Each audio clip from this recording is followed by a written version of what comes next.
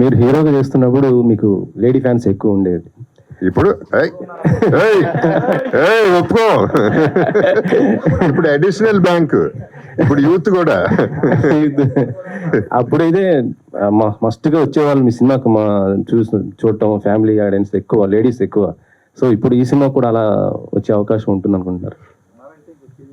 ఈ సినిమా కాదు, హీరోగా వేరే ఫ్రేమ్ ఆఫ్ మైండ్ లేడీస్ వేరే ఫ్రేమ్ ఆఫ్ మైండ్తో వచ్చేవారు.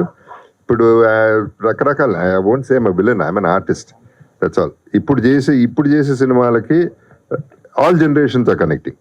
సో నాకు అదే కావాలి, female base, that is there.